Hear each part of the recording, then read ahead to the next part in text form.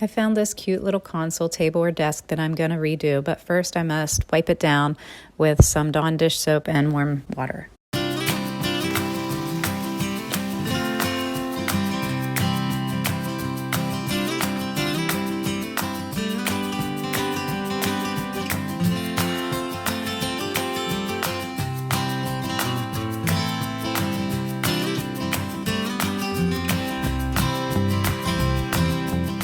So whenever this was put together, the person did not use the correct length of screw. This is sticking out about 1 inch.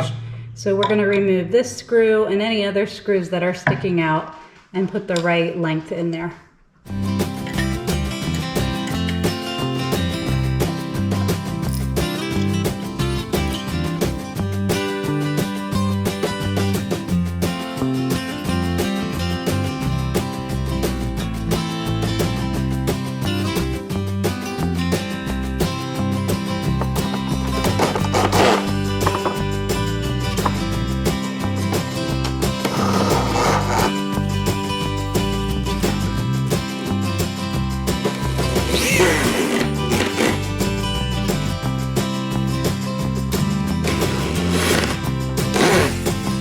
I'm really excited to see what's underneath here. It looks like it's a solid piece of wood, maybe maple.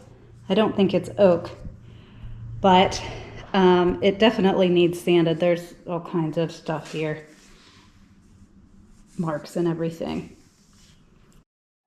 Overall, I think it's a good solid piece of wood, so we'll see how it's going to turn out.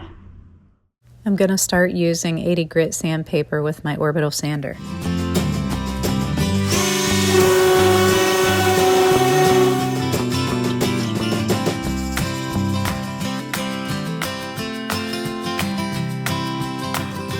So this is the progress I've made so far with the 80 grit sandpaper. There is a primer underneath, so it took off the yellowish paint color, and now you can see the white underneath, and then of course there's some spots that were already worn. So we're gonna get a new piece of sandpaper and do some more.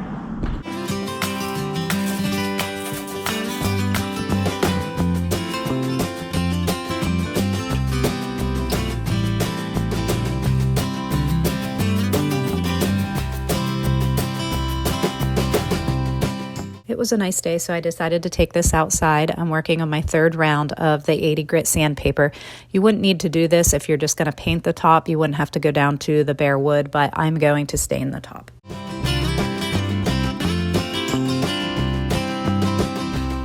So why do I start with 80 grit sandpaper? Because that is the most coarse. I mean, you can get 60 too, but that is one of the coarser sand discs that I use to get the paint off, and then you just continue sanding with an even finer grit sandpaper. So the next one I'm going to do is 120.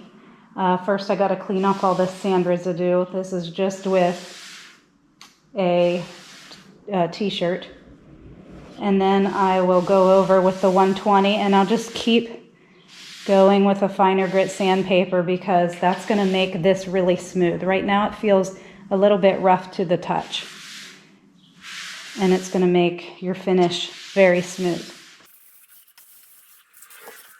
Okay, now it's time to go over everything with 120.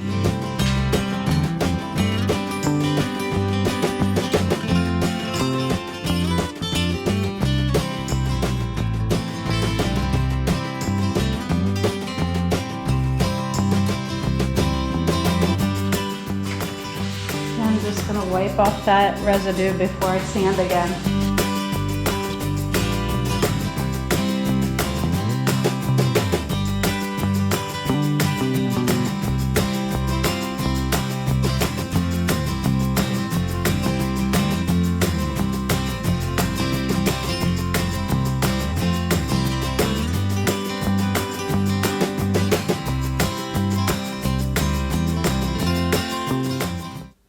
I have taped off all the parts that I don't want stain to get on, and Now I'm going to use a Minwax gel stain in the color of Walnut.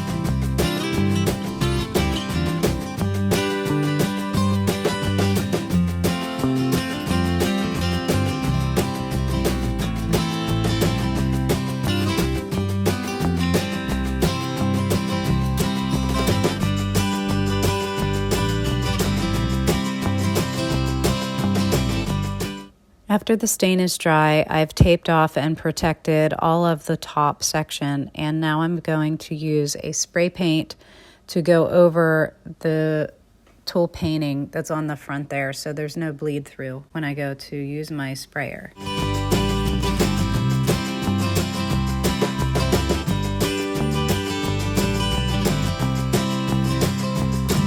I wanted to go a bit darker and give the top a variation in color. So I'm using an oil-based stain because the first coat was gel stain and that was also oil-based, so you want to keep the same consistency. This is an ebony stain by Rust-Oleum. I'm going to rub this on with a cut piece of t-shirt and lightly go over the top.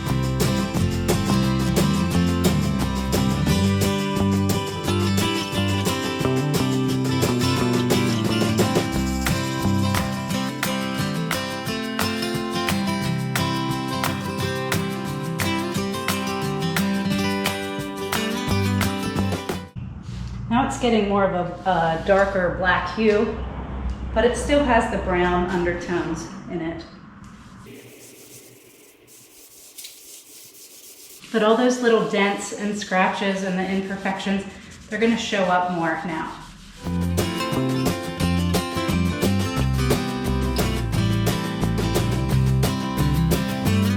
Now I'm just going to try to rub the excess off.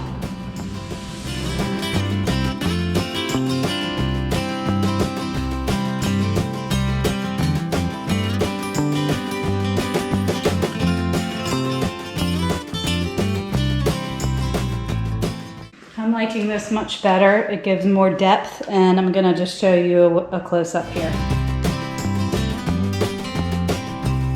So you can see the gouges and the dents and everything. The black is setting down in there, and it's just giving it a little bit more depth of color.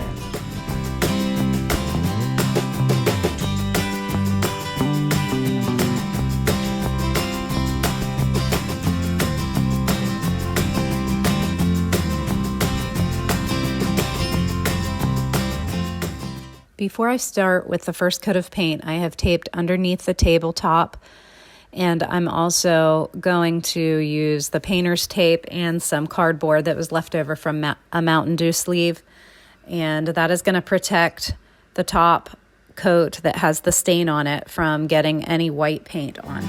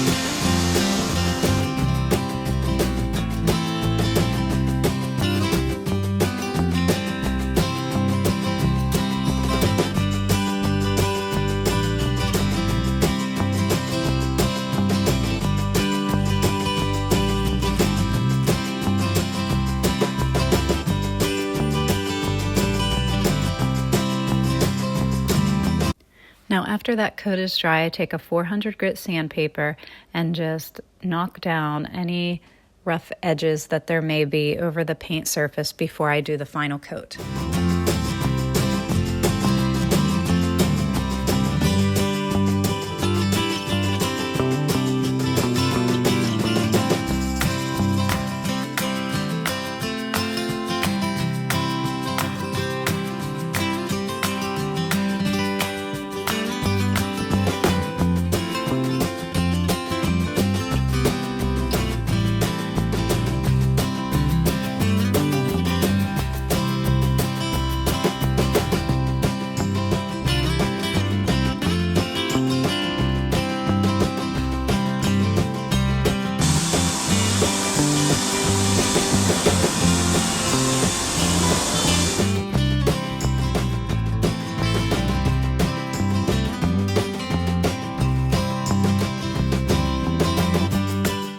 I chose a beautiful wreath stencil that I'm doing in green, and I just found the center point of the table. You can see I marked an arrow with a Sharpie on the blue tape just above the wreath. And I just eyeball the center of the wreath stencil before I press down on the tape to secure the sides of the stencil. And then I just use my foam stenciling brush to apply the paint. After the center wreath was dry, I wanted to fill the spaces on each side of the stenciled wreath. So I use a leaf vine that kind of matches the style of the wreath in the center. And I just, again, eyeballed where I wanted it and then pressed down on the tape to secure the stencil. You only need a small drop of paint for your stencil brush. I put my paint on a paper plate, and then you just dab the end of the stencil brush into the paint, then blot it off onto a plate or a paper towel so you don't have too much on the end of your brush. Today's Bible reading is from John 15:5. This is Jesus speaking. I am the vine, you are the branches. Whoever abides in me and I in him, he it is that bears much fruit. For apart from me, you can do nothing. I had to clean the stencil off and dry it after doing the left sides because I will flip the stencil over to paint a mirrored image for the right sides of the furniture.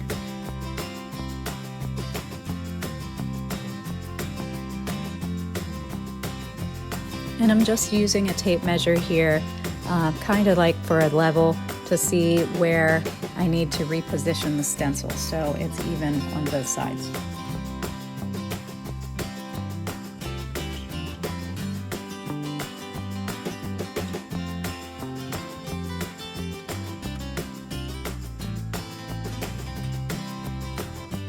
Now I'm going to apply this Decorative Effects Antique and Glaze by Valspar over the entire painted surface.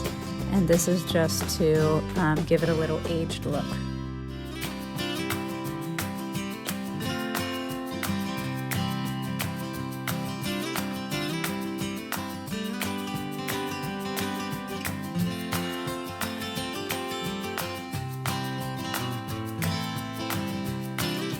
And for the final coat on the top, I used a Minwax spray polyurethane in warm satin.